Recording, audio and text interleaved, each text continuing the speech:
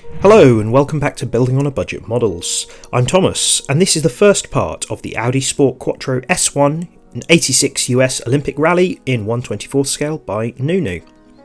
Now firstly, it's quite a nicely moulded kit, but there are some quite visible mould lines along the roof and the window lines on the front and the back, so I sanded those away with some fine sanding sticks.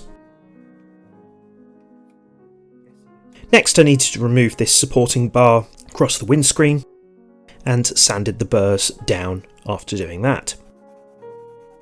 Here it is unpainted. It was then given 2 coats of white primer and then 4 coats of white gloss. I think that it had a bit of an orange peely finish, so I decided to give it a wet sand at this point just to smooth it down a little bit. I used 2000 grit sandpaper. Wiped it down to check that I was happy. Then gave it one more coat of white gloss. Many thanks to D Model Kits for supplying this brilliant model. Their webshop is now up and running. You can have a look at it through the links in the description down below. Got some amazing rally kits to be released later this year. Thank you. Now it's important to have a look at the decals because there is a little mistake here with the numbering of this sheet here. Have a look at where you think these need to go, but also there are the correct numbers in the instruction manual here. They're very nicely printed decals, very crisp and clear. I put down some micro set first to help them adhere to the bodywork. You can see where ones like this need to go, but some of them need to fold around the edges quite a lot, so decal solution is very useful. I'm using UMP strong decal solution. Now this one here has got some little holes to show you where the spoiler and the rear radiator need to go, but also the kind of dark brown section needs to fold over. So you want to do these all at the same time so that you can combine those properly.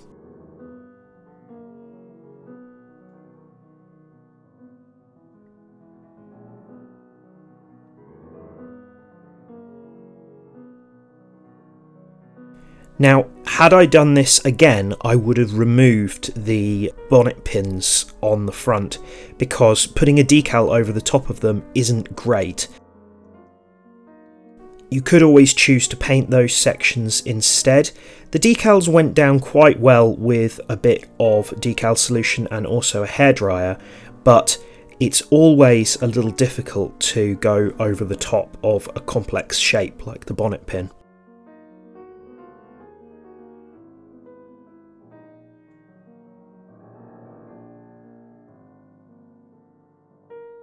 There's also that vent there.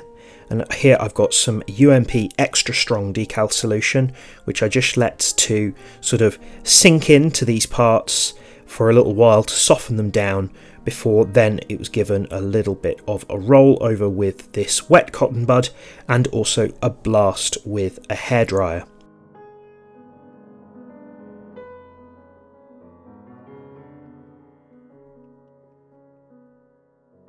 Then got these which go along the front window pillar.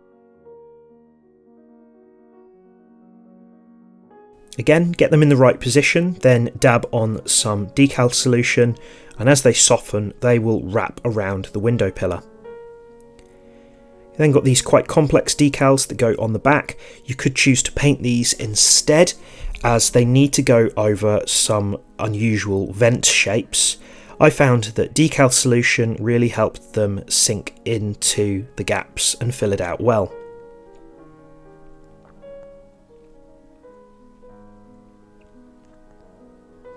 I then let all of these decals cure for at least a day. Now these ones here are for window trims, so I'll put them to one side and I'll use them later. The 2 Audi logos are identical and the same goes for the US Rally marker here.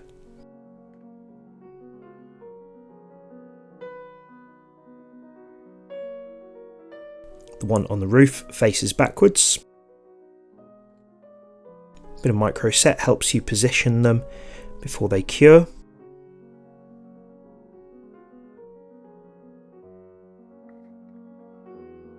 Try to position this so that the bottom goes in line with the bottom of the door. Then you've got lots more decals which are identical for both sides, such as the Michelin logos.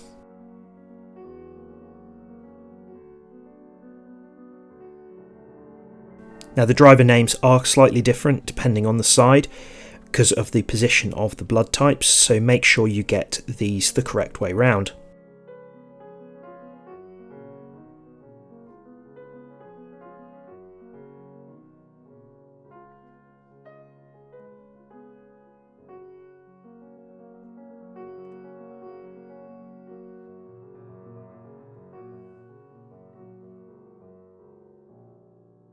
There is actually a small section which needs to be trimmed off this part here at the front of the wheel arch. Refer to the instructions for that, I don't show it in this video. You've got the little Audi Quattro text which goes on the boot lid at the back. Also add the number plate which you can see here. After this had cured for a day, I then gave it 4 coats of clear gloss. I'll polish that later. Now for the undercarriage, first thing I did was drill into the exhaust pipe here, then joined together with the rest of the exhaust system, like so. Now these sections are supposed to be painted in a mixture of silver and gold. I chose to just do them in silver, and then I'll weather them up a little bit later. These other parts were done in semi-gloss black, and the springs were also done in semi-gloss black as well.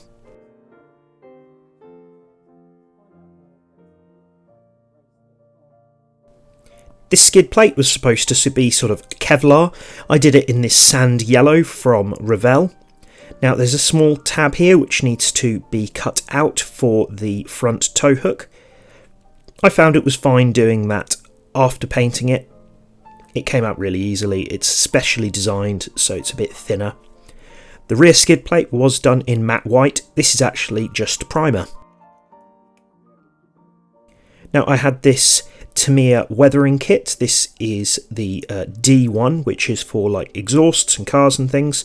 I used a little bit of the burnt orange and the burnt blue to do a little bit of heat staining on the exhaust pipe. I didn't go to town, but I was pretty happy with how it turned out. These are really useful little kits.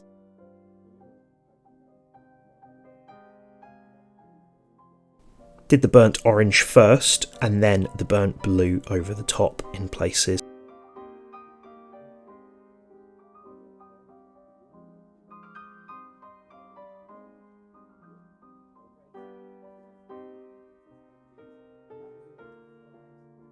Now that kind of folds around the drive system here, and then pushes quite nicely into place like so. You can glue it from the other side with a little bit of cement, like so.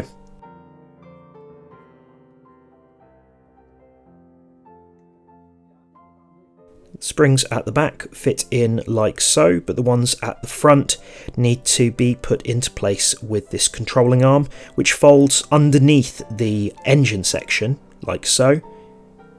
It's not very clear in the instructions about that, so I hope this is helpful. Then the lower part of the suspension goes on top. Remember not to glue the front parts to the sort of shock absorbers so that they can still turn. This was all done in matte black. And the rear one goes like so. These are really nicely moulded and the fitment is really good.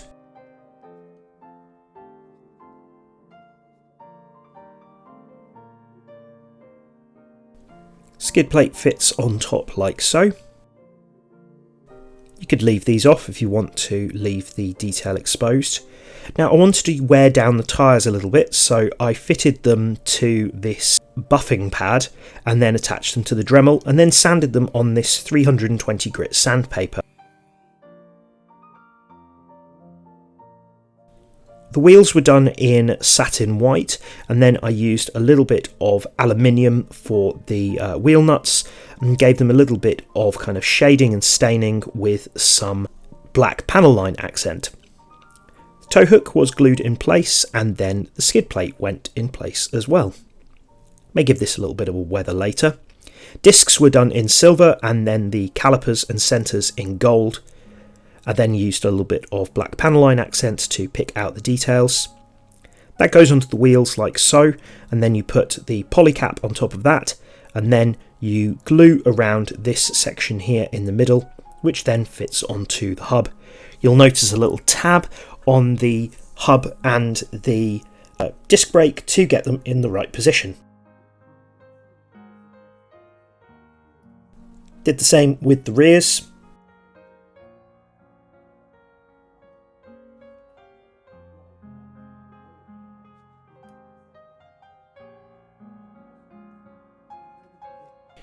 And there we have it. And here's how the bodywork looked after a little polish. Thank you very much for watching. Please do comment, like, share and subscribe, and I'll see you soon.